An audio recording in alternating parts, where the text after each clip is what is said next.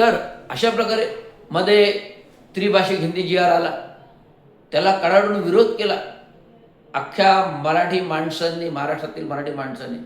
तात्काळ तो रद्द करावा लागला आणि आपल्या सरकारमधील मंत्री गुजरातीची भाषा बोलू लागले. केम छो गुजरात, जय मा गुजरात असे म्हणू लागले. कारण काय माहिती का, जेव्हा दुसऱ्याच्या ओंजळीने पाणी पितो माणूस, जेव्हा दुसऱ्याच्या ओंजळीने पाणी पितो, जेव्हा दुसऱ्याच्या ओंजळीने चमच्याने दूध पितो, तेव्हा त्या माणसाला त्यांची सवय लागली. बघा, लहान मुलाला लहानपणी आपण वाटीतून दूध पाजतो.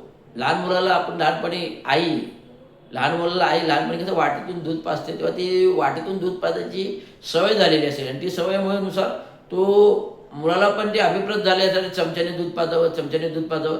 तसं हे सरकारचं आहे, BJP-RS सरकारचं आहे की यांना BJP-RS म्हणजे केंद्रातले जे चमच्याने दूध पाजतात, चमच्याने दूध पाजतात, चमच्याने दूध पाजतात, चमच्याने दूध पाजतात, त्याप्रमाणे हे काय काय महाराष्ट्रावर कायदे कानून इम्प्लिमेंट करायचे हे सरकार त्यांना सांगतं.